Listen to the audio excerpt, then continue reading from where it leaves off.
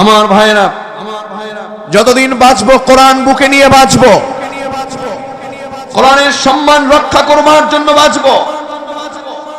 আমার শরীরে আঘাত আসবে, আমার পরিবারের উপর আঘাত আসবে, হামলা মামলা মোকদ্দমা আসবে, এরপরেও চুপ থাকতে রাজি থাকতে পারি। কিন্তু কোরআনের উপরে যদি কোন ধরনের আঘাত আসে, কোরআনের ইজ্জত নিয়ে যদি কেউ সিনিমিনি খেলে, শরীরে বিন্দু পরিমাণ যাররা পরিমাণ রক্ত থাকতে আমরা তাদেরকে ছাড় দেব না। চিল্লায় বলো ঠিক না? এই পৃথিবীতে যতদিন বাঁচবো একজনের জন্য বাঁচবো, তিনি কে?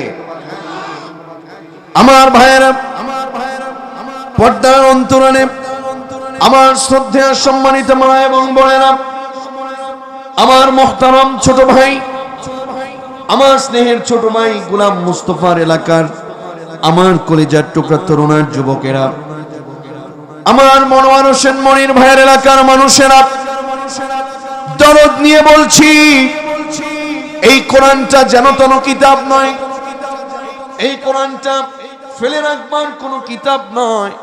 এই কোরআন হচ্ছে আমাদের জীবনটাকে, অন্ধকারাচ্ছন্ন জীবন যেখানে আছে সেই অন্ধকারাচ্ছন্ন জীবন থেকে আলোর পথে নিয়ে আসবার জন্য আমাদেরকে কিতাবটা দিয়েছেন কে? এজন্য রব্বুল আলামিন বলেন, কিতাবুন আনজালনাহু ইলাইকা লিতুখরিজান নাস মিনাল-যুলুমাতি ইলান-নূর। জোরে বলুন আল্লাহু আকবার। রাসূলকে কোরআন দিয়েছেন। রাসূল আপনার সমাজের মধ্যে যারা অন্ধকারাচ্ছন্ন জীবন যাপন করছে, যারা সুদের পথে আছে, যারা ঘুষের পথে আছে, যারা বেপরদায় আছে, যারা নারীবাজিতে আছে, যারা বেনামাজিতে আছে, যারা অসত্য পথে আছে, তাদেরকে সত্যের পথে আলোর পথে নিয়ে আসবেন বলেই আমি কোরআনটাকে আপনাকে দিয়েছি। কথা বলুন ঠিক না? প্রিয় ভাই সব, এই যে কিতাব, এই কিতাবের মধ্যে কোনো ভুল আছে? কথা বলেন না কেন? তরুণ যুবকেরা বলো, কিতাবের মধ্যে কোনো ভুল আছে? কোনো ভুল নেই। কারণ এই কিতাবটা আমি লিখিনি, এই কিতাবটা আমি বানাইনি, এই কিতাবের মধ্যে একটা বাক্য আমার নেই। ইভেন আজকের প্রোগ্রামের সম্মানিত সভাপতি আমাদের শেখ আল্লামা হামিদুল ইসলাম হাফিজাহুল্লাহ, ওনারও একটা কিতাবের কোনো উক্তি এটার মধ্যে কোনোভাবেই সংযুক্ত নেই। এই কিতাবটা আর কারো কথা নয়, একজনেরই কথা। তিনি কে? তিনি কে? কিতাবের মধ্যে কোনো ভুল নেই। মালিক বলছেন, যালিকাল কিতাবু লা রাইবা ফীহি হুদাল লিল মুত্তাকিন। জোরে বলুন আল্লাহু আকবার। This is the book whereof there is no doubt in it, a guidance to those who are al-muttaqin. এই কিতাবের মধ্যে কোনো ভুল থাকার কোনো সম্ভাবনাই নেই। সুতরাং এই কিতাব থেকে আমরা যদি কথা বলি, কোনো ধরনের ভুল হওয়ার কোনো সুযোগ থাকবে? প্রিয় ভাই সব, আমরা মুসলমান। আমরা কি? কথা বলেন না কেন? আমরা কি মুসলমান? আপনাদের কি কিতাবের প্রতি সত্যি কোনো সন্দেহ আছে নাকি? হযরত ওমর, যিনি বাতিলের বিপক্ষে সত্যের পক্ষে কাজ করে গেছেন, ঈমান আনার পূর্বে অন্যায়ের পথে থাকলেও ঈমান আনার পর থেকে জীবনের শেষ মুহূর্ত পর্যন্ত একজনের জন্য তিনি লড়ে গেছেন, কাফেরদের বিরুদ্ধে। তিনি কে? হযরত ওমর রাদিয়াল্লাহু তাআলা আনহু সালাতে দাঁড়িয়ে গেছেন। আল্লাহর রাসূল সাল্লাল্লাহু আলাইহি ওয়াসাল্লাম কোরআন কারীমের আয়াত কারীমাগুলো তেলাওয়াত করছেন, সূরাতুল হাক্কা তেলাওয়াত করছেন। আল হাক্কাতু মাল হাক্কা ওয়া মা আদরাকা মাল হাক্কা। জোরে বলুন আল্লাহু আকবার।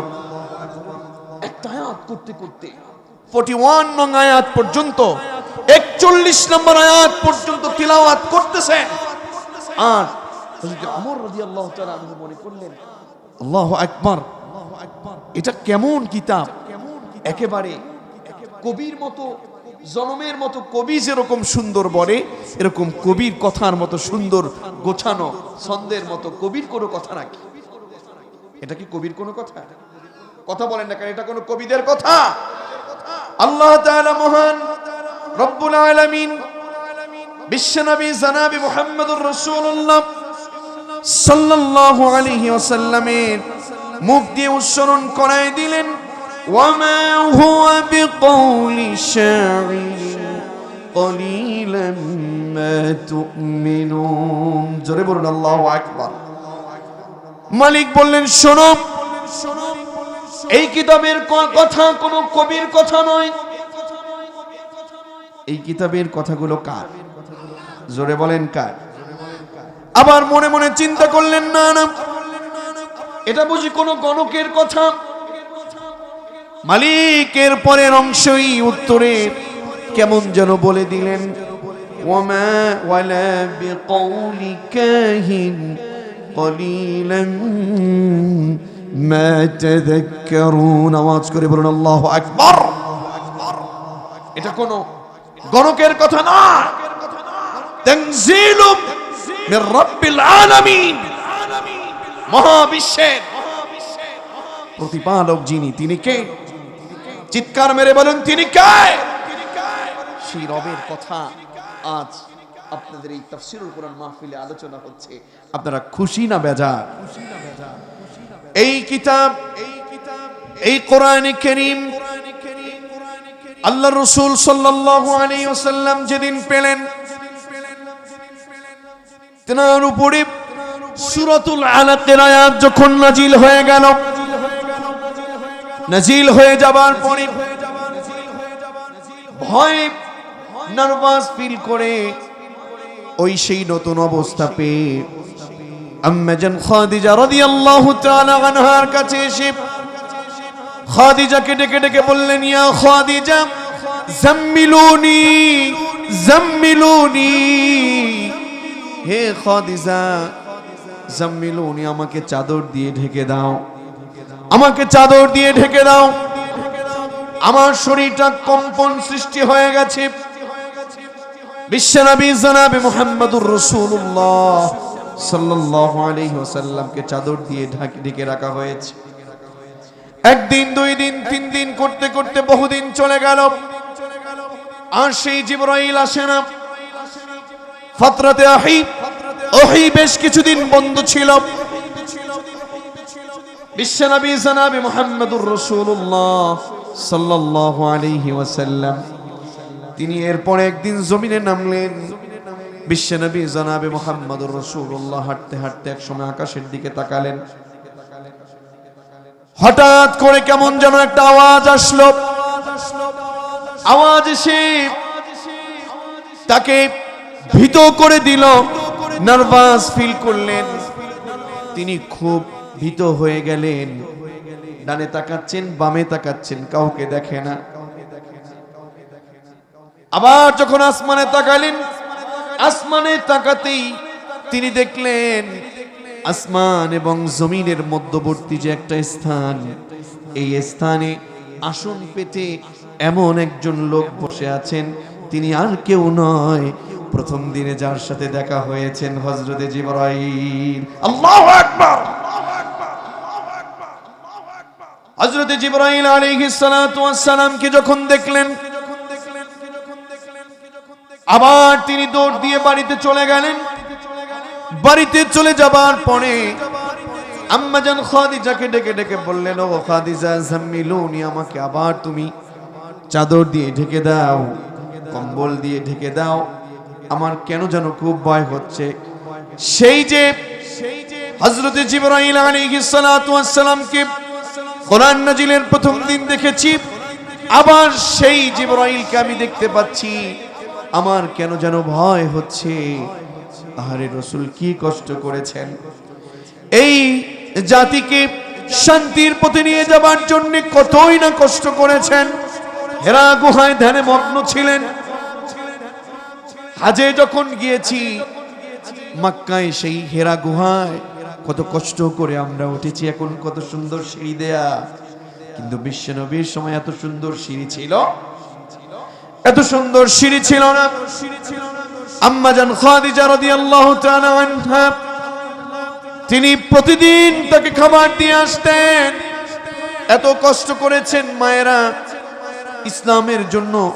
আমার ভাইয়েরা, সেই ইসলাম আজ আমরা পাচ্ছি। দেখুন, সেই দিনে বিশ্বনবী যখন বাড়িতে গিয়ে আবার কম্বল কিংবা শীত নিবারণ কিংবা অনেক কম্পন সৃষ্টি হলে পরে যেই জিনিসগুলো দিয়ে ঢেকে রাখা হয়, সেইগুলো দিয়ে যখন তাকে ঢেকে রাখলেন, তিনি যখন খুব কম্বল বলেন, চাদর বলেন, সেটা যখন ঢেকে রাখা হয়েছে, সেটা দিয়ে যখন ঢেকে রাখা হলো, রব উপর থেকে দেখছেন আর তার হাবিবকে ডেকে ডেকে বললেন, আমার সাথে বলেন, ইয়া আইয়ুহাল মুদ্দাথির কুম ফাআনদির ওয়া রাব্বাকা ফাকাব্বির ওয়া থিয়াবাকা ফাতাহহির। জোরে বলুন আল্লাহু আকবার। আল্লাহ তাআলা বিশ্বনবীকে ডাক দিলেন, ইয়া আইয়ুহাল মুদ্দাথির। আমরা বলুন, শীত এসেছে, এই শীত থেকে বেঁচে যাবার জন্য গায়ে আমরা চাদর পরি কিনা? কথা বলেন না কেন? জ্যাকেট পরি, সোয়েটার পরি, ঠিক কিনা বলেন তো? ব্লেজার পরি। বিশ্বনবী যখন কম্বল গায়ে দেয়া, ইয়া আইয়ুহাল মুদ্দাথির, হে কম্বলওয়ালা, হে চাদরওয়ালা, আর শুয়ে থাকবেন না, আপনি দাঁড়ান। ফাআনদির, আপনি দাঁড়িয়ে কি করবেন? দাঁড়িয়ে তামাশা দেখবেন তা না। আপনার এলাকার মধ্যে, মানুষদের মধ্যে চাঁদাবাজি আছে, ডাকাত আছে, চোর আছে, শিরককারী আছে, মুশরিক যারা আছে, কাফির যারা আছে, যারা সুদখোর, ঘুষখোর, অন্যায়কারী, অপরাধী, নির্যাতনকারী, ষড়যন্ত্রকারী, রাসূল যারা আছে, আপনি দাঁড়িয়ে যান। ফাআনদির, আর তাদের প্রত্যেককে সতর্ক করে দেন। এই অর্ডারটা ছিল কার? চিৎকার মেরে বলুন, অর্ডার ছিল কার? ওয়ানদির আশিরাতাকাল আকরাবিন। রাসূল, আপনার উপরে কোরআন দেয়া হয়েছে, এই কোরআন দিয়ে আপনার আশেপাশে আত্মীয় স্বজন যারা আছে, নিজেদের মধ্যে যারা আছে, তাদেরকে সতর্ক করে দেন। কি দিয়ে? কি দিয়ে? রাসূলকে সতর্ক করবার জন্য কোরআন দিয়েছেন কে? সেই সতর্ক করে আমাদেরকে পর্যন্ত রাসূল, নায়েবে রাসূলরা এনেছেন। আমরা তাহলে সেই কোরআনের পক্ষে থাকবো নাকি চলে যাব? ইনশাআল্লাহ পড়েন, ইনশাআল্লাহ। সেই কোরআন থেকে, সেই সূরাতুল মুদ্দাথির থেকে আজকে একটি বিষয় নিয়ে আমি আপনাদের কাছে হাজির হয়েছি। আমি সে বিষয়টি উল্লেখ করে সামনের দিকে আগাতে চাই। মহান রব যেন কবুল করেন, পড়ছি আমিন। একটু আমার সাথে আপনারা আমার প্রশ্নের উত্তরে আওয়াজ করে আমাকে খুশি নয়, রবকে খুশি করুন। আমরা কি মুসলিম নাকি কাফের? আওয়াজ করে বলেন, আমরা মুসলিম নাকি কাফের? মুসলমানের বাচ্চারা আওয়াজ করে বলো, আমরা মুসলিম না কাফের? মুসলিম। আজকের আলোচনার বিষয় অত্যন্ত জটিল। শেষ পর্যন্ত থাকা যাবে তো ইনশাআল্লাহ? পড়েন ইনশাআল্লাহ। আজকের আলোচনার বিষয় হচ্ছে মুসলমান। মুসলমান যারা, তারাই তো জান্নাতে যাবে, ঠিক কিনা? কিন্তু মুসলমান হয়েও যদি কেউ জাহান্নামে যায়, এটা কি সহ্য করা যায়? তো আজকের আলোচনার বিষয়টা কোরআন দিয়ে সূরাতুল মুদ্দাথির থেকে বলবো, মুসলিম হয়েও কারা জাহান্নামে যাবে। জানার দরকার আছে না নাই? মুসলিম হয়েও কারা জাহান্নামী, এটা আমরা জানবো। পড়ুন ইনশাআল্লাহ। তো আমরা মুসলমান, আমরা গোলামি করব কার? আমরা আত্মসমর্পণ করেছি কার কাছে? সে আল্লাহর কাছে আত্মসমর্পণ করেও যারা জাহান্নামে যাবে, এদের জন্য আফসোস করার দরকার আছে না নেই?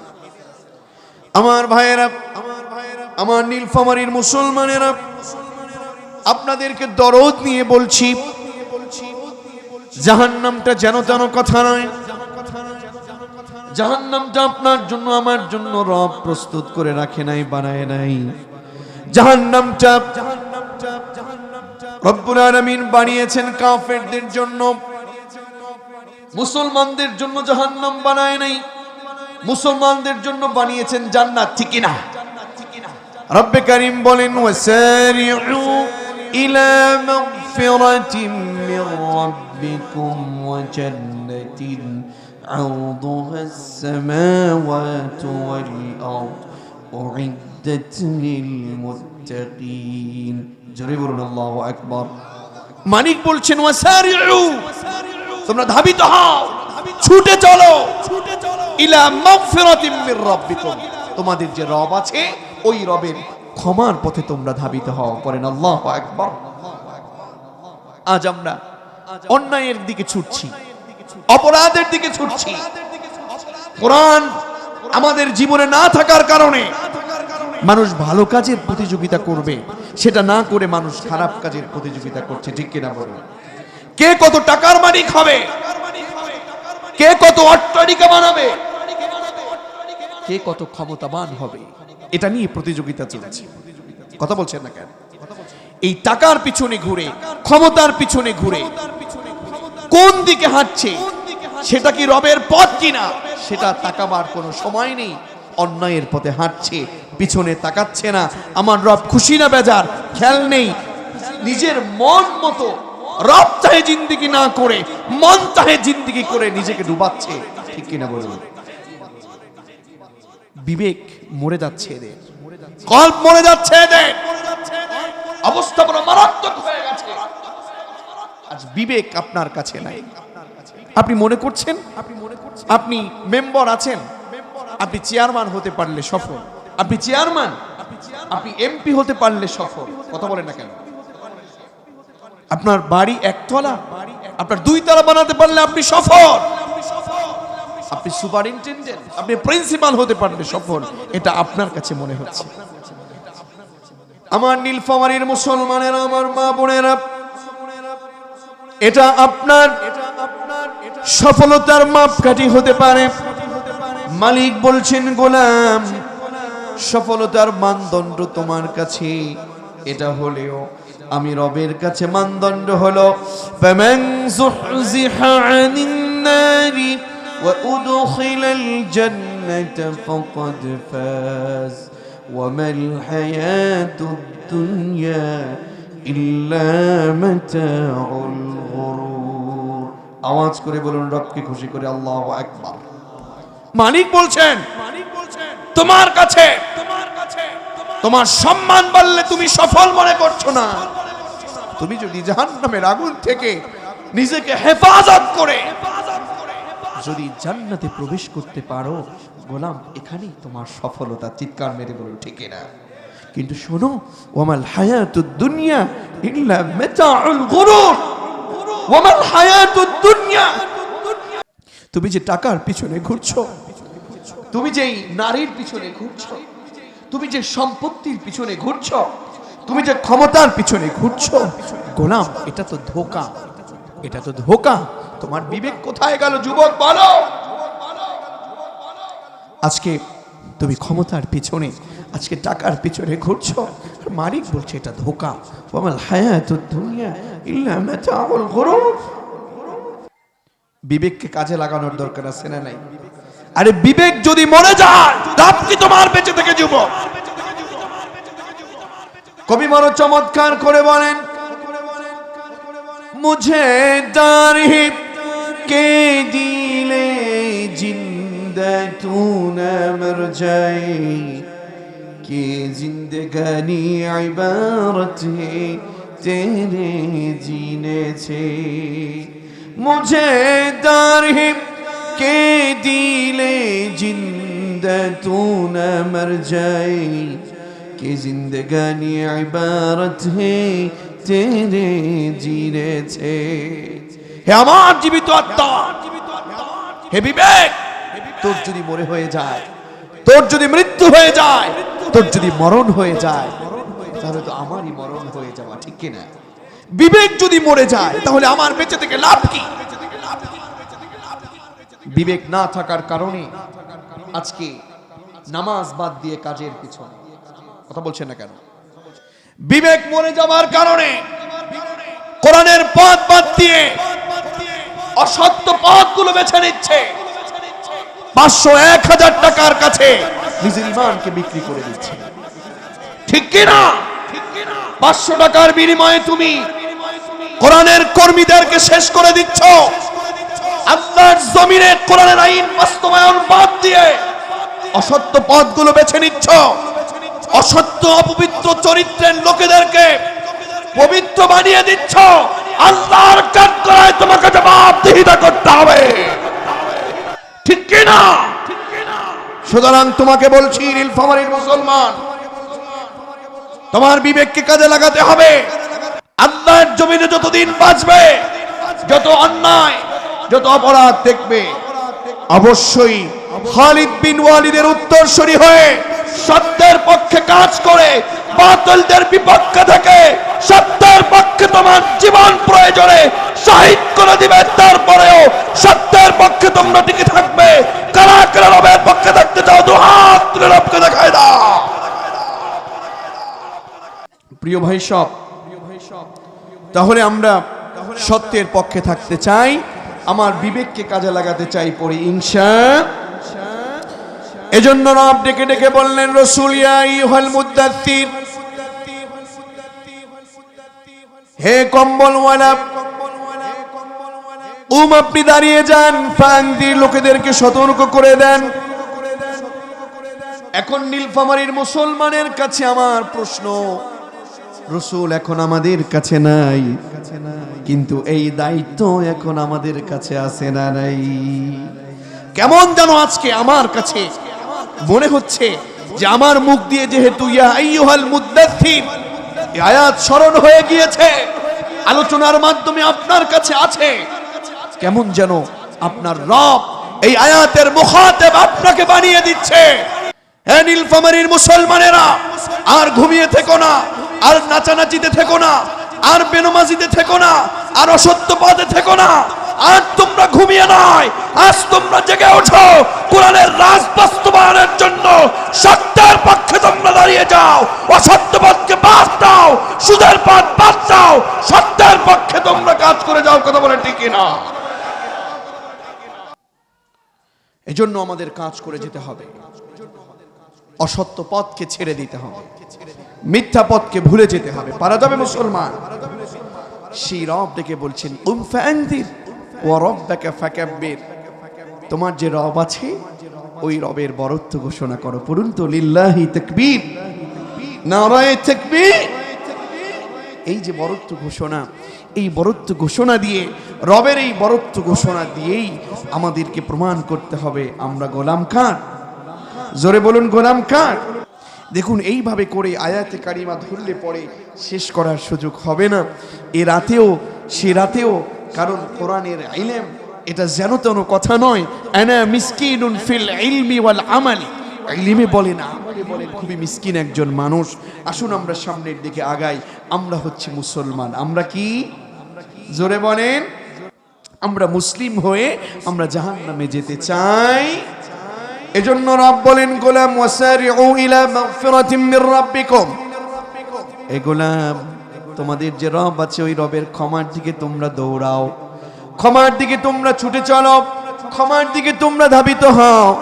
ওয়া জান্নাতিন আরদুহাস সামাওয়াতু ওয়াল আরদ, আর ওই জান্নাতের দিকে তোমরা ধাবিত হও যেই জান্নাতের পরিধিটা হলো আল্লাহর আসমান এবং জমিনের সমান। জোরে বলুন আল্লাহু আকবার। আল্লাহ বলেন, শোনো, উইদ্দাত লিল মুত্তাকিন, যে জান্নাত আছে এই জান্নাতটা আর কারো জন্য আমি প্রস্তুত করি নাই, এই জান্নাতটা প্রস্তুত করে রেখেছি আমার দুনিয়ায় আমার ভয়ে যারা অন্যায়কে একেবারে দূরে ঠেলে দিয়ে মুত্তাকি হয়ে গেছে। সেই মুত্তাকিদের জন্য আমি জান্নাতকে বানিয়ে রেখেছি। পড়েন আল্লাহু আকবার। সে জান্নাতে আমরা যেতে চাই। কারা কারা দু হাত তুলে দেখান তো রবকে। লিল্লাহি তাকবীর। আল্লাহ আমাদের হাতগুলো কবুল করুন। পড়েন আমিন। আমাদেরকে মহান রব জান্নাতের জন্য কবুল করেন। পড়েন আমিন। আমার ভাইয়েরা, আমার পর্দার অন্তরালের মা এবং বোনেরা, বলছিলাম জাহান্নামটা এটা কাফেরদের জন্য, মুসলমানদের জন্য নয়, মুত্তাকিদের জন্য নয়। মুসলমান মুত্তাকিদের জন্য জান্নাত বানিয়েছেন কে? আর মালিক বলে দিয়েছেন ওয়াত্তাকুন্নার উইদ্দাত লিল কাফিরিন। গোলাম, ওয়াত্তাকুন্নার, জাহান্নামের আগুনকে ভয় করো, জাহান্নামের আগুনকে ভয় করো। এটা কাফেরদের জন্য আমি প্রস্তুত করে রেখেছি, এটা তোমাদের জন্য বানাইনি আমি। আরে ভাই আমার, জাহান্নামের আগুনটা তো যেন তেন কথা নয়। জাহান্নামের আগুনের কথা মনে হলে তো দুঃখের অশ্রু ঝরে পড়ার কথা। জাহান্নামের কথা মনে হলে তো কোন মুমিন সজাগ থাকতে পারে না। জাহান্নামের ভয়ে দু চোখের পানি ফেলে নিজেকে একেবারে রবের কাছে লুটিয়ে দেবে। জাহান্নামটা যেন তেন কথা নয়। জাহান্নামের আগুনটা যখন গায়ে লাগবে, কি বলছে মালিক জানেন? কুল্লামা নাদিজাত জুলুদুহুম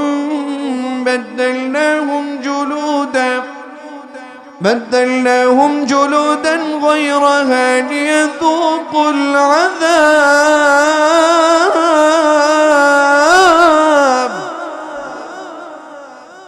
এই আয়াতে কারিমা পড়লে কোনো মুসলমান ঠিক থাকতে পারে না। নামের আগে মাওলানা বলেন, মুফতি বলেন, নামের আগে মেম্বার বলেন, নামের আগে চেয়ারম্যান বলেন, সভাপতি বলেন, সেক্রেটারি বলেন, বিশ্বাস করেন এই আয়াতের মধ্যে কে পড়ে যায়? আয়াতটা সহ্য করবার মতো না। মালিক বলছেন গোলাম শোনো, কুল্লামা নাদিজাত জুলুদুহুম বাদদালনাহুম জুলুদা। আমার নীলফামারীর মুসলমানের, আমার মা বোনেরা, বড় দরদ নিয়ে বলছি, জাহান্নামের আগুনটা যদি গায়ে লাগে, জাহান্নামের আগুনটা যদি গায়ে লাগে, আগে গায়ে নয়, আগে গিয়ে কলিজায় গিয়ে আঘাত করবে। পরে নাউযুবিল্লাহ। আরে আপনার প্রিয় সূরা, আরে আপনার পছন্দের সূরা, মালিক বলছেন নারুল্লাহিল মুকাদা। কে না পারেন এই সূরা? নারুল্লাহিল মুকাদা আল্লাতী তাত্তালিউ আলাল আফইদা ইন্নাহা আলাইহিম মুসাদা। কি করে নামাজ না পড়ে ঘুমাও? কি করে নামাজ না পড়ে তুমি কাজে দৌড়াও? নারী তুমি কি করে বেপরদা থাকো বলো? বাবাজি কি করে আপনি সুদের পথে থাকেন আমাকে বলেন? যুবক তুমি অসত্যের পথে কিভাবে থাকো আমাকে বলো? আমার গোলাম মোস্তফার এলাকার মানুষ, আমার বন্ধু মুফতি আব্দুল মুমিনের এলাকার মানুষ, আমি তোমাদেরকে বলছি, দেখো এই পৃথিবী দেখে যেদিন তোমরা চলে যাবে, সেদিন আবার এই পৃথিবীতে ফিরে এসে আবার ভালো হয়ে যাবার কোনো সুযোগ নেই। ঠিক কিনা? ঠিক কিনা? আমার এই ছোট্ট জীবনে, আমার এই ছোট্ট জীবনে বিশ্বাস করুন, আমার ছোট্ট জীবনে যতটুকু আমি বুঝতে পেরেছি, আমরা কেউ কম জানি না, আমরা কেউ কম জানি না। সবাই নিজেকে অনেক জানলেওয়ালা মনে করি। ছোট্ট জীবন থেকে আমি যতটুকু মনে করছি, ওয়াল্লাহি আমাদের একটা জিনিসের অভাব, জানার কোনো অভাব নেই। একটা জিনিসের অভাব, তা হচ্ছে আমাদের আমলের বড় অভাব। ঠিক কিনা? ঠিক কিনা বলুন আমার ভাইয়েরা? মালিকের কাছে কি জবাব দিব? মালিক যদি আপনাকে জিজ্ঞেস করে ওয়াকুল্লুহুম আতিহি ইয়াউমাল কিয়ামাতি ফারদা, একাকী আপনার সামনে, আপনার রবের সামনে আপনাকে একা দাঁড় করাবে, এবার বলবে বল সময় দিয়েছিলাম কোন পথে কাজে লাগিয়েছিস বল? হায়াত দিয়েছিলাম, সম্পদ দিয়েছিলাম, যৌবন দিয়েছিলাম, বল কোন পথে কাজে লাগিয়েছিস? কি জবাব দিবে? কি জবাব দিবেন আমাকে বলো। মালিক বলছেন নারুল্লাহিল মুকাদা, তোমার জাহান্নামের আগুনটা যখন গায়ে লাগবে, জাহান্নামের আগুনটা এত প্রজ্বলিত, এত কঠিন, এত কঠিন জাহান্নামের আগুন, এটা যেন তেন আগুন নয়, যেন তেন আগুন নয়। গায়ে লাগবার সাথে সাথে চামড়াটা ঝলসে যাবে। মালিক বলছেন আল্লাতী তাত্তালিউ আলাল আফইদা। উলামায়ে কেরাম এখানে বসে আছেন। ফুয়াদ মানে হচ্ছে কলিজা, ফুয়াদের বহুবচন হচ্ছে আফইদা, ফুয়াদের বহুবচন হচ্ছে আফইদা, মানে হচ্ছে জাহান্নামের আগুনটা যখনই গায়ে লাগবে, গায়ে লাগার আগে কলিজায় কি আগে আঘাত করবে। মালিক বলছেন কুল্লামা নাদিজাত জুলুদুহুম বাদদালনাহুম জুলুদা গায়রাহা লিয়াযুকুল আযাব। চামড়া পুড়ে যাবে, চামড়া পুড়ে গেলে মনে করেছেন মৃত্যু হবে। মালিক বলছেন না না না, তোমার আগে মৃত্যু হবে না, কোনো মৃত্যু সেখানে আর নেই। মৃত্যু নামক প্রাণীটাও শেষ হয়ে যাবে। জাহান্নামের আগুনটা গায়ে লাগার সাথে সাথে চামড়াটা ঝলসে যাবে। শুধু তাই নয়, মৃত্যু কামনা করবে জাহান্নামী ব্যক্তিটা, মৃত্যু কামনা করবে। মালিক বলছেন না না, নাদিজাত জুলুদুহুম বাদদালনাহুম জুলুদা।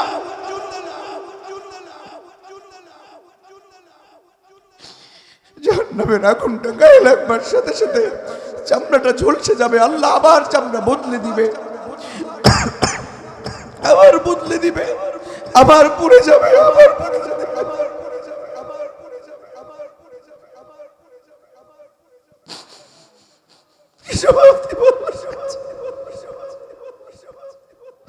চামড়াটা আবার পুড়ে যাবে, আবার বদলে দিবে, আবার পুড়ে যাবে, আবার বদলে দিবে।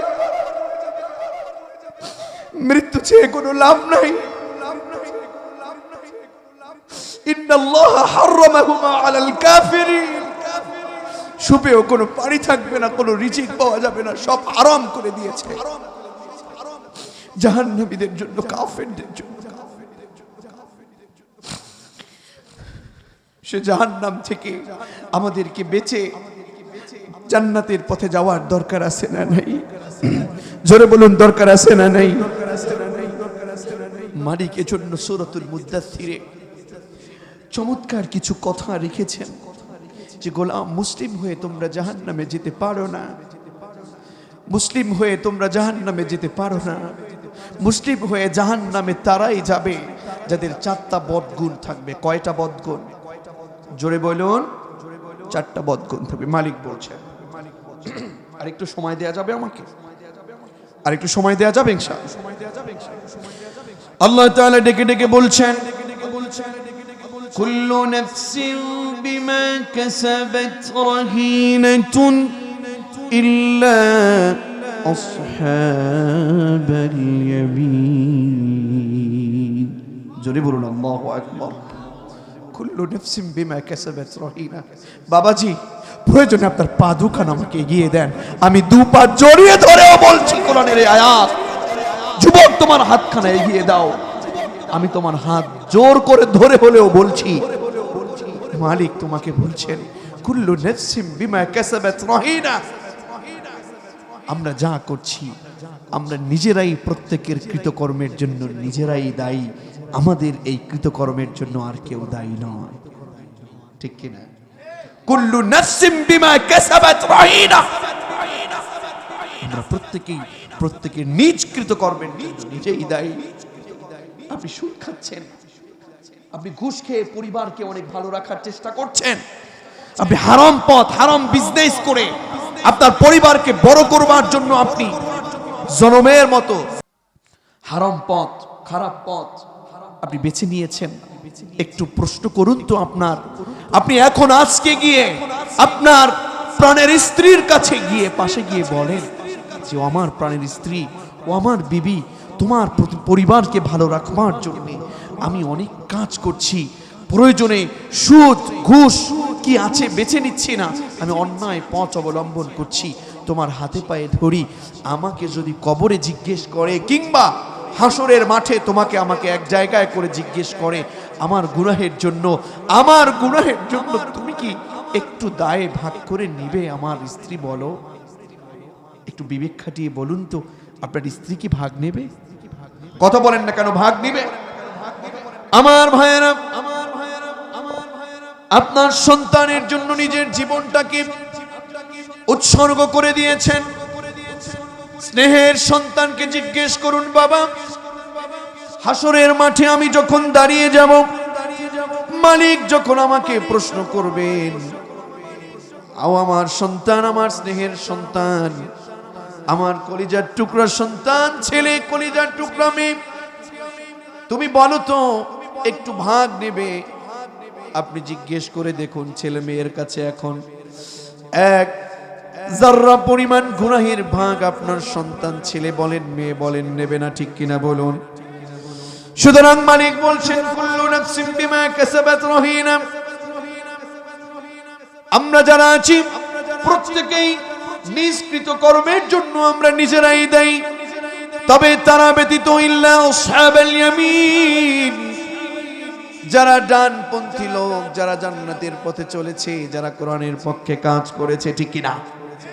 কোরআনের পক্ষে যারা জীবন বিলীন করেছে, কোরআনের পক্ষে যারা শহীদ হয়েছে, সত্যের পক্ষে যারা কাজ করেছে, কোরআনের পক্ষে যারা নিজের জীবনটাকে বাজি রেখে সত্যের পক্ষে কাজ করে গেছে, এরা ব্যতীত বাকি সবাই রবের দরবারে দাঁড়িয়ে দাঁড়িয়ে জবাব দেওয়ার চেষ্টা করলেও জবাব দিতে পারবে না।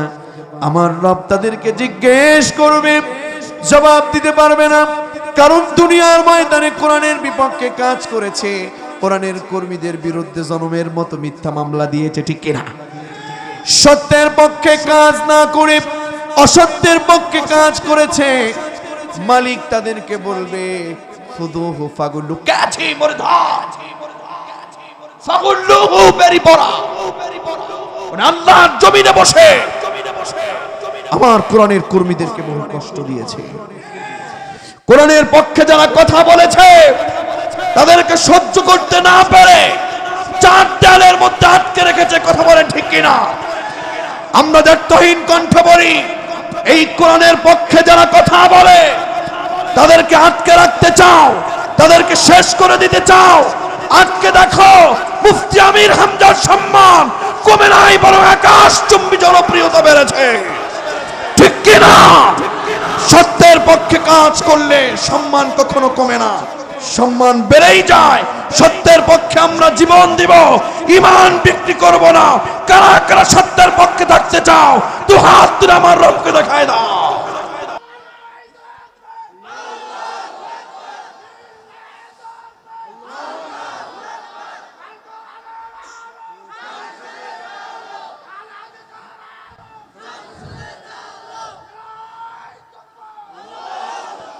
আমার প্রিয় নীলফামারীর মুসলমানেরা, কোরআনের পক্ষে থাকলে যদি কেউ তাকে চাপতে চায়, ওদেরকে জেনে নিতে হবে যে এই কোরআনের সুইচ এটা কোনো মেম্বরের হাতে, এটা কোনো আব্দুল্লাহর মামুন কিংবা প্রধান অতিথির হাতের মধ্যে নয়, এই কোরআনের সুইচ স্বয়ং আমার রবের হাতের মুঠোর মধ্যে। চিৎকার মেরে বলুন ঠিক কিনা?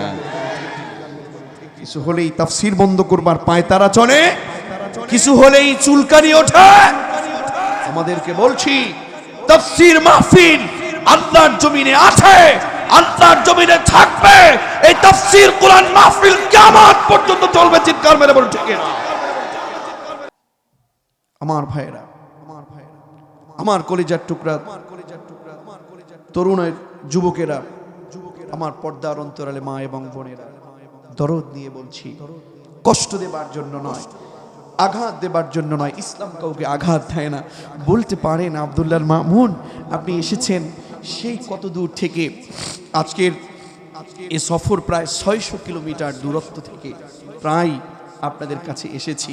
হয়তো এখন এখানে কথা বলছি, এটা হয়তো রব আমাকে শক্তি দিয়েছে বলে। বহুদিন অসুস্থতার মধ্যে, অসুস্থতার নিয়ামতে ভুগছি, তারপরেও কথা যা হয়, শক্তি যা আসে, তা একমাত্র কার জন্যে? জোরে বলুন কার জন্যে? আমি প্রথমেই পড়ে নিয়েছি, সুবহানাক লা ইলমা লানা ইল্লা মা আল্লামতানা ইন্নাকা আনতাল, এটা যেন তেন কথা নয়। প্রিয় ভাই সব, তো আমি আপনাদেরকে জানিয়ে দিতে চাই যে আমরা কোরআনের পক্ষে আছি।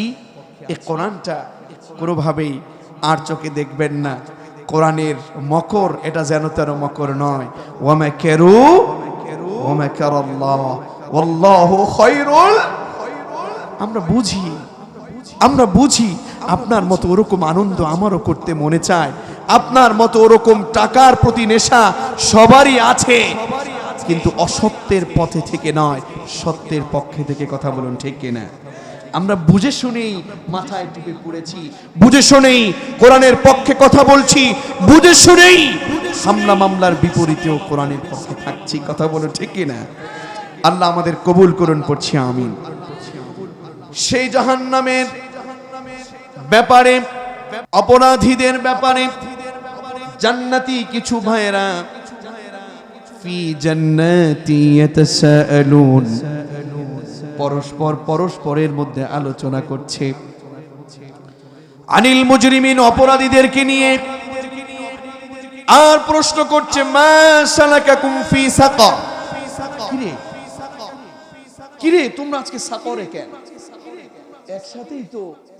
একসাথেই তো বাজারে বাজার করেছি, একই সাথেই তো এলাকায় কাজ করেছি, আযান যখন দিয়েছে একই সাথেই ছিলাম, আযান যখন দিয়েছে একই সাথেই ছিলাম, কিন্তু পার্থক্য একটা জায়গায় আছে যে আযান যখন দিয়েছে কিছুক্ষণ পরে আমি যেখানে গিয়েছি আমি তোমাকে সেখানে দেখতে পাই নাই। কথা বলেন না কেন? আনিল মুজরিমিন, অপরাধীদেরকে নিয়ে, অপরাধীদের সম্পর্কে আলোচনা করা হচ্ছে। মা সালাকাকুম ফি সাকার, কিরে তুমি আজকে সাকরে গেছো কেন? তাদের উত্তর আছে চারটা। জোরে বলেন কয়টা? জোরে বলেন কয়টা? এই চারটা উত্তর আমি বলে দিব, এটা কিন্তু মুখস্থ রাখা লাগবে। আমি কি আমার কোনো বাবার কিংবা আমার নিজের কোনো কাহিনী কিসসা বলেছি নাকি? বলবো এগুলো বাদ দিয়ে?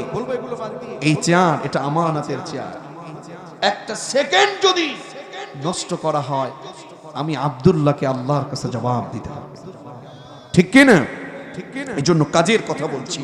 আল্লাহ তাআলা বলছেন, এটা উত্তরে বলে দিচ্ছেন, আনিল মুজরিমিনা মা সালাকাকুম ফি সাকার, কিরে একই সাথে তুই এলাকায় ছিলাম, আমিও তো একসাথে তোর সাথে ছিলাম, আজকে তুই সাকরে কেন? প্রশ্ন আছে না নাই? উত্তরও বলে দিয়েছে কে? কয়টা? সবাই বললেন না কয়টা? একটু আওয়াজ করে বলেন কয়টা? আল্লাহ তাআলা বলছেন, قالوا لم نك من المصلين ولم نك نطعم المسكين وكنا نخوض مع الخائضين وكنا نكذب بيوم الدين। কয়টা উত্তর?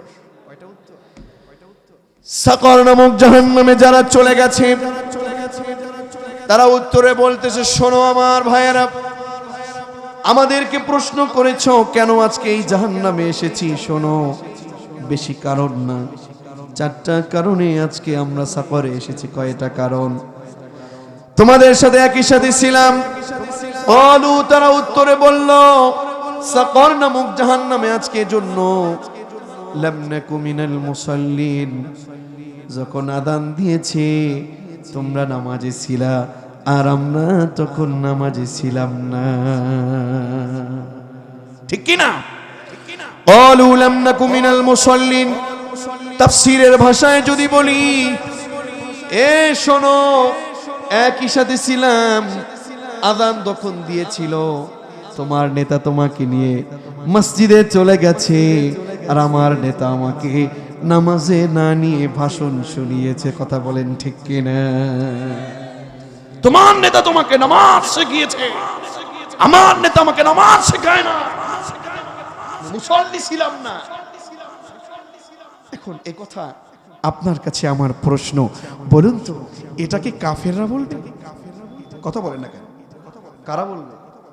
নামাজ পড়ি না এটা কারা বলবে? কথা বলো না কেন? যুবকরা আওয়াজ করে বলো, কারা বলবে কথা? তার মানে মুসলমান হয়েও এরা কোথায় যাবে? আচ্ছা, নামাজ পড়ে কিন্তু আল্লাহর দরবারে নামাজ যায় না, এরকম আছে না নাই? তাফসীরের মধ্যে এসেছে 10টা কারণে নামাজ কবুল হয় না। কয়টা? তাফসীর থেকে বলছি, কয়টা? 10 কারণে নামাজ কবুল হয় না। বলবো না, রেখে দিব।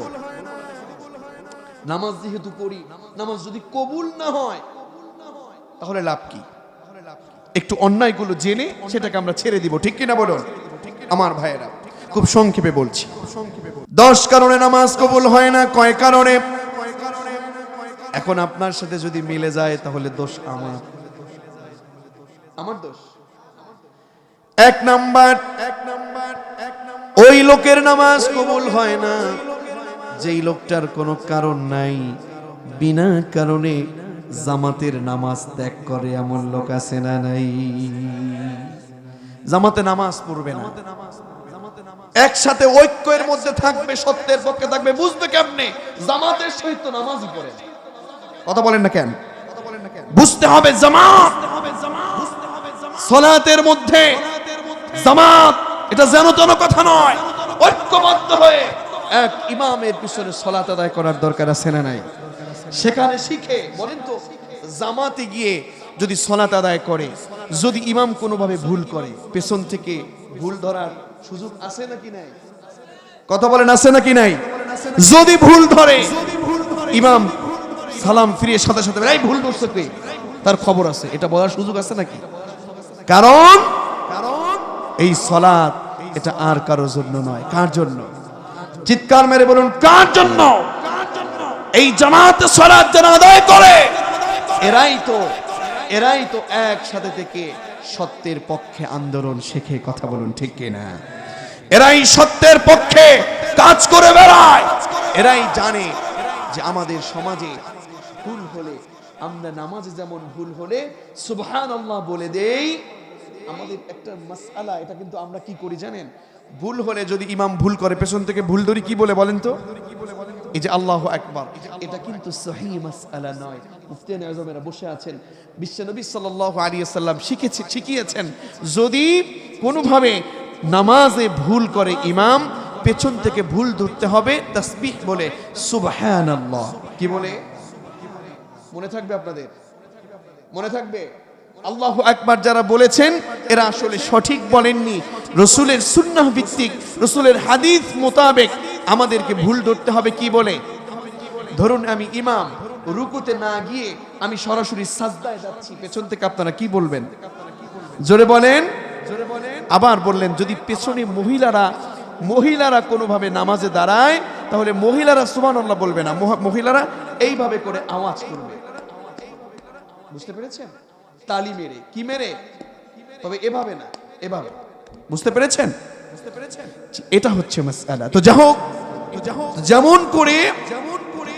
যেমন করে মুসল্লিরা ইমামের ভুল ধরে কার জন্য? নিজের নামাজকে সহিহ করবার জন্য। ঠিক তদ্রুপ সমাজের মধ্যে কোন নেতা যদি সত্যের বিপক্ষে কাজ করে, জনগণের এই ক্ষমতা আছে যে আমরা সত্যের পক্ষ থেকে তাদের ভুল ধরে দেব। কথা বলুন ঠিক কিনা? এটার নাম ইসলাম, এটার নামই কোরআন। পড়েন আল্লাহু আকবার, পড়েন আল্লাহু আকবার। তাহলে জামাতের শিক্ষা আছে না নাই? আমার ভাইয়েরা, বিনা কারণে যে ব্যক্তি জামাত তরক করে তার নামাজ আল্লাহর দরবারে কবুল। 2 নাম্বার, যাকাত ফরজ হয়েছে। এমন অনেক লোক আছে যারা যাকাত আল্লাহর সূত্রানুযায়ী, আল্লাহর কোরআন অনুযায়ী যাকাত প্রদান, এই লোকটার নামাজ কবুল হবে না। 3 নাম্বার, ওই ইমামের, ওই নেতার নামাজ কবুল হয় না যেই নেতার উপরে, যেই ইমামের উপরে ওই এলাকার মুসল্লি তথা ওই এলাকার জনগণ বেজার থাকে, ওই এলাকার জনগণ অখুশি থাকে, নারাজ থাকে। এমন ইমাম, এমন নেতা সমাজের মধ্যে আছে না নাই? এমন কোন নেতা যদি থাকেন, এমন কোন ইমাম যদি থাকেন যাদের পিছনে মুসল্লিরা নারাজ, কিংবা যাদের পেছনে জনগণ নারাজ, নামাজ পড়বে ঠিক, কোন নামাজ কবুল আল্লাহর দরবারে হবে এমন নেতা কিংবা ইমাম আপনাদের সমাজে আছে কিনা আমার জানা নেই। 4 নম্বর, পলায়নকারী গোলামের নামাজ আল্লাহ কবুল করে না। 5 নম্বরে, সমাজের মধ্যে যারা মাদক সেবন করে, মদ সেবন করে, এমন লোক আছে না নাই? যারা মদ খায় তাদের নামাজ আল্লাহ কবুল করে না। এরপরে 6 নম্বর হলো, ওই স্ত্রীর উপরে স্বামী যদি নারাজ থাকে, আছে না নাই? এত আওয়াজ কেন? আপনাদের এখানে স্ত্রীদের উপর নারাজ নাকি আপনারা? হ্যাঁ, বাড়িতে গেলে কিন্তু আজকে আর খাবার দেবে না। স্ত্রীর উপরে মা, খবরদার, আপনার উপরে যদি আপনার স্বামী নারাজ থাকে, নামাজ পড়বেন, কিন্তু নামাজ কবুল হবে, নামাজ কবুল হবে, তবে সেটা ন্যায় সঙ্গত কারণে, আবার অন্যায় সঙ্গত যেন না হয়। প্রিয় ভাই সব, এরপরে 7 নম্বর হচ্ছে বেপর্দায় থাকে, রাস্তাঘাটে অর্ধনগ্ন হয়ে হাঁটে, এমন কিছু মেয়ে সমাজে আছে না নাই? ওড়না ছাড়া নামাজ পড়ে, পর্দা না বুঝে নামাজ পড়ে, এদের নামাজ আল্লাহর দরবারে কবুল হবে। 8 নম্বরে, ওই নেতা, ওই বাদশা, ওই মেম্বার, ওই ইমামের নামাজ আল্লাহ কবুল করে না যেই ইমাম সমাজের মধ্যে জুলুম করে। এমন ইমাম কিংবা এমন নেতা, এমন বাদশা কিন্তু এই দিকে নাই, এটা আমাদের ওই দিকে আছে, এখানেও আছে। শুনে রাখুন নীলফামারীর মুসলমানেরা, আপনি সর্দার হয়েছেন, মাতবর হয়েছেন, আপনি বিচার করছেন, আপনি মেম্বার হচ্ছেন, চেয়ারম্যান হচ্ছেন, আর না হয় উপরে না গেলাম, আপনি যদি জুলুম করেন, যতদিন পর্যন্ত জুলুম বন্ধ না করবেন, যত নামাজ পড়বেন, একটা ওয়াক্ত নামাজ, একটা সাজদা আল্লাহর দরবারে কবুল হবে। আছে নাকি এলাকায়? অভাব নাই। নেতারা সোজা হয়ে যান, জনগণ কি বলতেছে বুঝে নেন। আল্লাহ তাদেরকে হেদায়েত নসিব করুন, পড়েন আমিন। 9 নাম্বারটা আমি আর বলবো না, 10 নাম্বার বলছি। না না, 9 নাম্বার বলা যাবে না, 9 নাম্বার বললে এখান থেকে আর যাওয়া যাবে না। বলবো নাকি? বলবো। 9 নাম্বার, সমাজের মধ্যে এমন একটা অপরাধ আছে, যে অপরাধটা ঘরে, এমন কোন ঘর নেই প্রায় যে ঘরে এই অন্যায়টা নাই।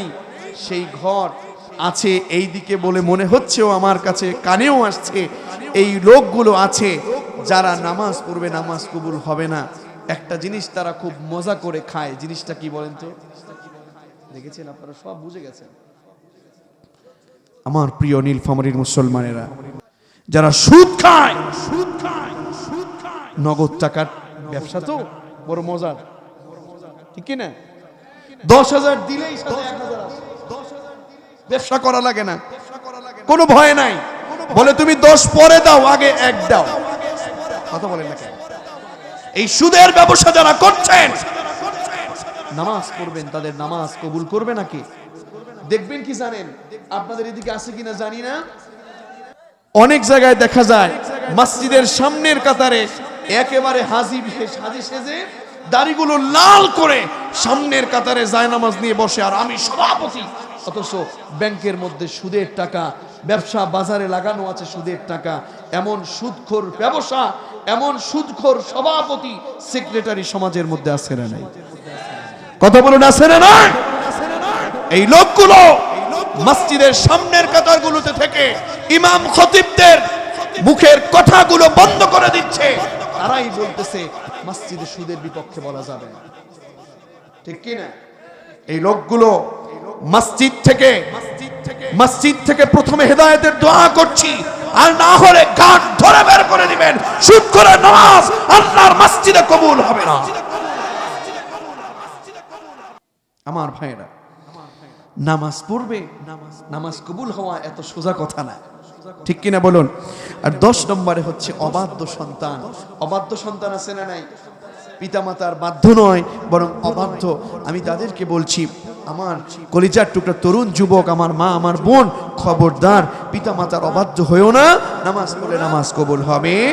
তাহলে কয় কারণে নামাজ কবুল হয় না? জোরে বলেন। 10 কারণে নামাজ কবুল হয় না।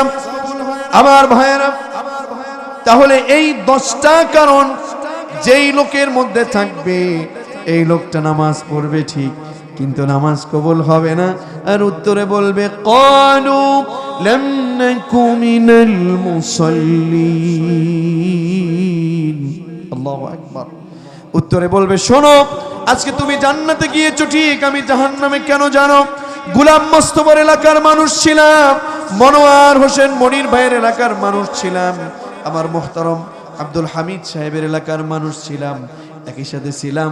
নামাজ তুমিও পড়েছো, তুমি অন্যায় করো নাই, আমি অন্যায় করেছি, আমি নামাজ পড়েছি ঠিক, কিন্তু রাতের বেলায় পকেটে টাকা গুজে দিনের বেলায় যখন বিচার করেছি, অন্যায়ের পথে রায় দিয়েছি, ন্যায়ের পথে রায় দেইনি বলে আজকে মুসল্লি থাকবার পরেও আল্লাহর দরবারে আমার নামাজ কবুল হয় নাই। তাহলে নামাজই থাকবে ঠিক, কিন্তু নামাজ কবুল হবে না কয় কারণে? এই লোকগুলো বলবে আজকে আমরা সাকরে, তাই আমরা জাহান্নামে। এছাড়াও যারা নামাজ পড়ি না তাদের অবস্থা তো আরো মারাত্মক। কথা, নামাজ এটা যেন তেন কথা নয়, লোকটা মুমিন নাকি কাফের বোঝা যায় লোকটা নামাজি না বেনামাজি দিয়ে। কথা বলেন ঠিক কিনা? তাহলে নামাজ পড়ার দরকার আছে না নাই? অন্যায় ছাড়ার দরকার আছে না নাই? তাহলে যারা জাহান্নামে যাবে কয়টা উত্তর দিবে? জোরে বলেন কয়টা? 1 নাম্বার। 2 নাম্বার হলো ওয়ালাম নাকুনু তুইমুল মিসকিন। আর 10 মিনিট সময় দেয়া যাবে আমাকে ইনশাআল্লাহ। 2 নাম্বার উত্তর হলো, 2 নাম্বার উত্তর হলো, শোনো, তোমরা জান্নাতে গেছো, আমি মুসলমান হয়েও জান্নাতে যেতে পারি নাই। এই জন্য আমার কাছে দায়িত্ব ছিল, আমি অনেক বড় ক্ষমতাবান ছিলাম, আমার অনেক টাকা ছিল, কিন্তু লোকেদেরকে আমরা খাবার খাওয়াই নাই, আমরা ইয়াতিম মিসকিনদেরকে খাবার খাওয়াই নাই, আমরা যাকাত দেই নাই। আমার টাকা ছিল, বরং আমি আরো মিসকিনদেরকে না দিয়ে, একটি খামার এসেছিল উপর থেকে, একটি বাড়ি এসেছিল উপর থেকে, সেটা না দিয়ে আমার পেটের মধ্যে আমি ভরেছি। এমন নেতা, এমন লোক সমাজের মধ্যে আছে না নাই? ওয়ালাম নাকু নুতইমুল মিসকিন, যাকাত না দিয়ে, মিসকিনদেরকে খাবার না দিয়ে আত্মসাৎ করছেন। পেটের মধ্যে মানুষের নাড়ি মুড়ি থাকে, যদি কোরআনের চশমা লাগান দেখবেন পেটের মধ্যে আজকে দেখা যায় রাস্তা, এরপরে রড, ইট, বালি, সিমেন্ট গুলো পেটের মধ্যে দেখা যায়। কথা বলেন না কেন? তাহলে এটা করা যাবে? 3 নম্বর উত্তর হচ্ছে ওয়া কুন্না নাখুদু মাআল খায়িদিন। সমাজের মধ্যে কিছু লোক ছিল চায়ের দোকানে বসে চা পান করে, আর কিছু বলে, জানিস ওকে ধরে নিছে, ওকে ফাঁসি দিছে, ঠিক করছে। পাশে বসে কিছু লোক বলে, ঠিক ঠিক নেতা, আপনি যা বলছেন তাই ঠিক। কথা বলে না কেন? সমালোচনাকারীর সাথে থেকে যারা সমালোচনা করে, এই লোকগুলোর অবস্থা সেদিন মারাত্মক হয়ে যাবে। বলেছেন কে? আর 4 নাম্বার হলো ওয়া কুন্না নুকাযযিবু বিয়াউমিদ্দিন। কিয়ামত দিবসকে, বিচার দিবসকে যারা বিশ্বাস করে না, এই লোকেদেরকেও সেই দিন জাহান্নামে যাওয়ার দরকার আছে না নাই? আচ্ছা বলুন তো, কিয়ামত দিবসকে বিশ্বাস করে না এমন কেউ আছেন এখানে? কথা বলেন না কেন? এখানে আছে কিয়ামতকে বিশ্বাস করেন না? সবাই কিয়ামতকে বিশ্বাস করেন কি করেন না? বিচার দিবসকে বিশ্বাস করেন কি করেন না? আপনার আমার মতো সাহাবায়ে কেরাম এরকমই বলতেন, এবং বিশ্বনবী সাল্লাল্লাহু আলাইহি ওয়াসাল্লামকেও আল্লাহ তাআলা নিজে প্রশ্ন করেছেন, আওয়াইতাল্লাযী ইউকাযযিবু বিদ্দীন ফাযালিকাল্লাযী ইয়াদুল ইয়াতীম ওয়া লা ইয়াহুদ্দু আলা তাআমিল মিসকিন ফাওয়াইলুল লিল মুসাল্লিন الذين هم عن صلاتهم ساهون الذين هم يراءون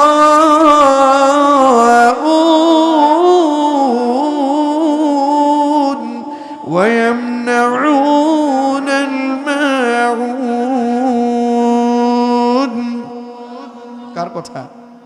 রাসূলকে প্রশ্ন করছেন আল্লাহ নিজে, আরাআইতা الذي يكذب بالدين। এটা আপনারা পড়েন না নামাজে? আল্লাহ নিজে রাসূলকে প্রশ্ন করছেন, আরাআইতা, রাসূল আপনি কি দেখেছেন? কি আল্লাহ? আল্লাযী ইউকাযযিবু বিদ্দীন, যারা কিয়ামত দিবসকে বিশ্বাস করে না, অবিশ্বাস করে, বিচার দিবসকে অবিশ্বাস করে। রাসূল আপনি দেখেছেন? আপনার আমার মতো এভাবেই সাধারণ অর্থে রাসূল বলেছেন না না আল্লাহ এটা তো হতেই পারে না, কিয়ামতকে সবাই বিশ্বাস করে। আল্লাহ বলছেন না, আপনি দেখছেন ঠিক, কিন্তু এটা আপনার নজর হতে পারে। আমি রব বলছি কিয়ামতকে বিশ্বাস করে না আপনার ভিতরে এরকম অনেক লোক আছে। কথা বলুন ঠিক কিনা? তারা কারা? আরাআইতাল্লাযী ইউকাযযিবু বিদ্দীন ফাযালিকাল্লাযী ইয়াদউল ইয়াতীম। ইয়াতীমের গলা ধাক্কা দেয় এমন লোক আছে না নেই? ইয়াতীম কারা বলেন? আমি জানি আপনি এরকম উত্তর দিবেন। ইয়াতীম 9 প্রকার। কয় প্রকার? ইয়াতীম শুধুমাত্র বাবা মা, বাবা চলে গেছে নাবালেক রেখে, এই লোকটাই শুধু ইয়াতীম তা নয়। ইয়াতীম কয় প্রকার? 9 প্রকারের একটা প্রকার হচ্ছে নাবালেক অবস্থায় যাদেরকে রেখে গেছে। পিতা যদি রেখে যায় কাউকে, সেটা ইয়াতীম। আবার এটাও ইয়াতীম, যেমন আমাদের আজকের প্রোগ্রামের অতিথির মধ্যে অধ্যক্ষ যিনি আছেন, তার কাছে তার নিচে যারা আছেন তারা সবাই তার কাছে ইয়াতীম। আজকে আমাদের প্রোগ্রামের যিনি প্রধান অতিথি ছিলেন আব্দুল ওয়াহিদ বাহাদুর ভাই, উনি উপজেলার অভিভাবক। আমরা তার জনগণ, আমরা সবাই তার কাছে। এত সহজ কথা নয়। ইয়াতীমের সম্পদ জোর করে ভক্ষণ করবেন, ইয়াতীমকে গলা ধাক্কা দিয়ে বের করে দিবেন, এত সহজ কথা নয়। ইয়াতীমকে ধাক্কা দেয় মুসলমান দাবি করে, এই লোকটা বলতে পারে কিন্তু কিয়ামত দিবসকে বিশ্বাস করে। তো আপনারা এলাকার যারা যিনি ইমাম আছেন, খতিব আছেন, আমি আবেদন জানাবো কোনো একদিন তাদেরকে এই সূরাতুল মাউনের তাফসীরটা করে বুঝালে পরে বুঝবে আসলে কারা কিয়ামতকে অবিশ্বাস করে মুসলমান দাবি করবার পরেও। আমি আর সামনের দিকে এগুচ্ছি না, এত গভীর রজনী এবং এত রাত, এই রাতের মধ্যে আপনারা একজনের গোলামি করবেন, তিনি কে? এই রাতে এ পর্যন্তই রাখছি। তো মুসলমান হয়েও জাহান্নামে যাবে কয় শ্রেণীর মানুষ? জোরে বলেন। এজন্য রব বলছেন ফি জান্নাতি ইয়াতাসাআলুন, জান্নাতের মধ্যে কিছু লোক আছে পরস্পর পর্যালোচনা করবে আনিল মুজরিমিনা, অপরাধীদের সম্পর্কে, তাদেরকে নিয়ে। মা সালাকাকুম ফি সাকার, কিরে তোরা সাকারে আসছিস কেন? উত্তরে তারা বলবে ক্বালু লাম নাকু মিনাল মুসাল্লিন ওয়া লাম নাকু নুত'ইমুল মিসকিন ওয়া কুন্না নাখুযু মা'আল খায়িদিন ওয়া কুন্না নুকাযযিবু বিয়াউমিদ্দিন।